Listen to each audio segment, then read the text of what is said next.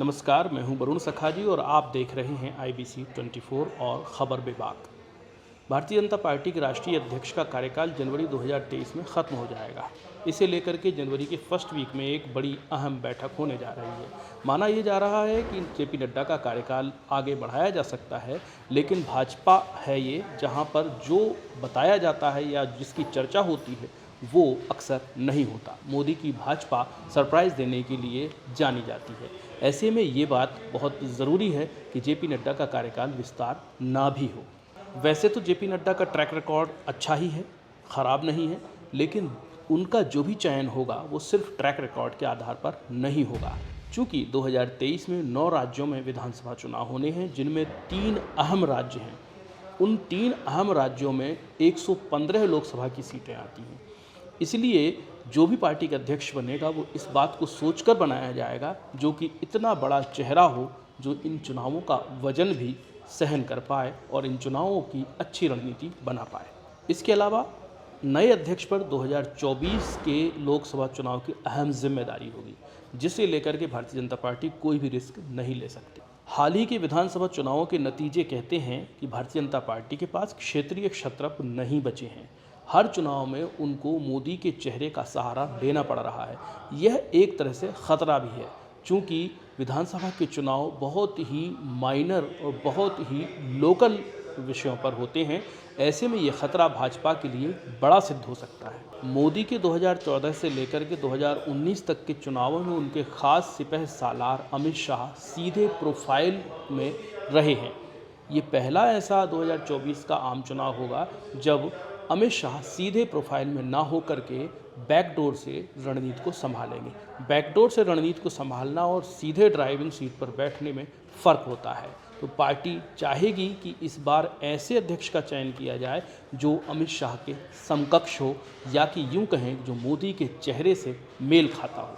आइए जानते हैं नड्डा उतने बड़े चेहरे बन सकते हैं या नहीं, या फिर कौन है भारतीय जनता पार्टी के अंदर जो इस तरह की भूमिका में काम कर सकता है। नड्डा के ट्रैक रिकॉर्ड को देखें तो उनके कार्यकाल में देश में 14 राज्यों में चुनाव हुए हैं।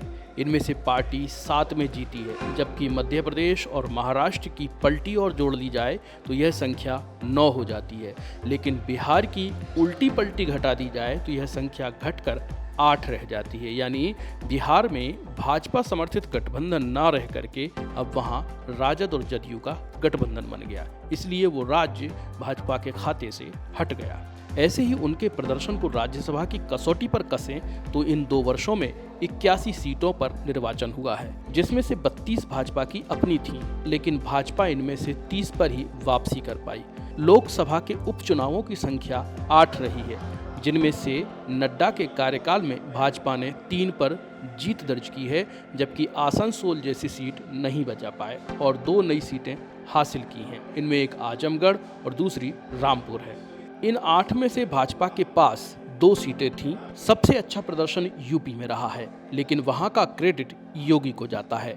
नड्डा के कार्यकाल में 122 विधानसभा के उपचुनाव हुए हैं।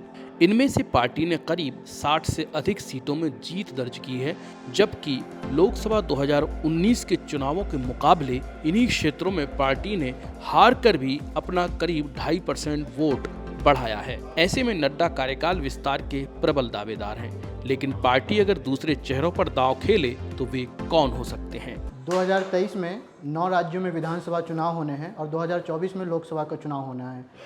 इसके पहले अगर भाजपा अपने संगठन के चुनाव में उलझती है तो जो चुनावी मैदान है उसमें उतरने में उनकी देरी हो सकती है। तो ऐसे में जो भाजपा का चुनाव है, अलग अलग राज्यों में जो उनके प्रदेश स्तर पर संगठनात्मक चुनाव होने हैं वो स्थगित होने वाले हैं। ऐसे में स्वतः ही जेपी नड्डा जी को एक कार्यकाल और बढ़ोतरी हो सकती है उनकी।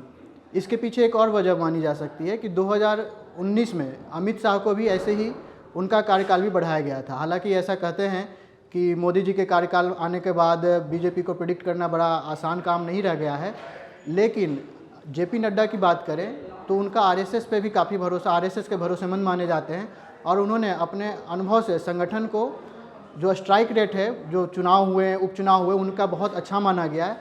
तो मुझे लगता है कि उनको दोबारा से मौका मिलेगा और वो एक बार फिर से कमान संभालने वाले हैं बीजेपी की। नड्डा नहीं तो कौन के जवाब में पार्टी के पास अनेक चेहरे हैं। हाल ही में गुजरात नतीजों के बाद मोदी ने वहां के प्रदेश अध्यक्ष CR पाटिल की तारीफ की। इसे भी राजनीतिक पंडितों ने पार्टी अध्यक्ष जैसी अहम जिम्मेदारी के रूप में देखा है। पाटिल शाह के बेहद करीबी हैं, गैर गुजराती होकर भी गुजरात में अहम भूमिका में है।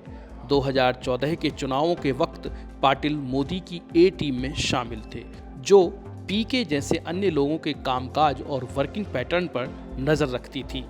पाटिल के अलावा पार्टी में बड़े चेहरे के रूप में ओम माथुर, BL संतोष भी हैं। ओम माथुर रणनीति के जादूगर हैं, उनकी कार्यशैली शाह के समान डेटाबेस है। संतोष दक्षिण भारत के होने के नाते पार्टी का अच्छा चेहरा हो सकते हैं।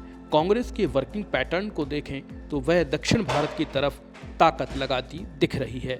ऐसे में भाजपा चाहेगी कि वह हिंदी हार्टलैंड और पूर्वोत्तर में मोदी की लोकप्रियता और सरकार के कामकाज का फायदा उठाए और दक्षिण भारत में कांग्रेस के प्रसार को रोकने के लिए दक्षिण भारतीय चेहरे के जरिए संगठन की ताकत का इस्तेमाल करे। यह रणनीति कारगर हो सकती है। ओम माथुर, BL संतोष और CR पाटिल के अलावा एक थ्योरी में शिवराज सिंह चौहान भी फिट बैठते हैं। चौहान का मोदी शाह से तालमेल उतना अच्छा नहीं है, लेकिन वे चुनावों की रणनीति बनाना भी जानते हैं और लोगों के बीच वे लोकप्रिय चेहरा भी हैं। ऐसे में वे एक अच्छा विकल्प हो सकते हैं। चौहान के होने से मध्य प्रदेश में पार्टी की पकड़ बनी रहेगी, जहां लोकसभा से ठीक पहले चुनाव होने हैं।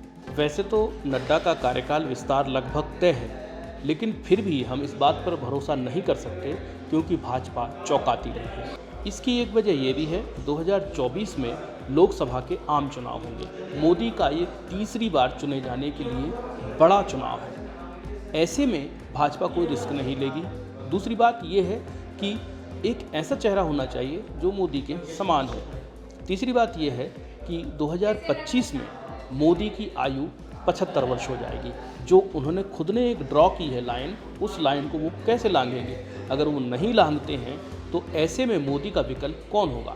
इसलिए भाजपा का जो भी आगामी अध्यक्ष होगा वो बहुत बड़ा चेहरा होना चाहिए। बहुत बहुत शुक्रिया। आप इस वीडियो को लाइक कीजिए, शेयर कीजिए और अपने पास ज़रूर रखिएगा। जब जनवरी में नया अध्यक्ष आएगा तो आप इस वीडियो को देखकर समझ सकते हैं कि ये विश्लेषण कितना सटीक था। बहुत बहुत शुक्रिया। नमस्कार।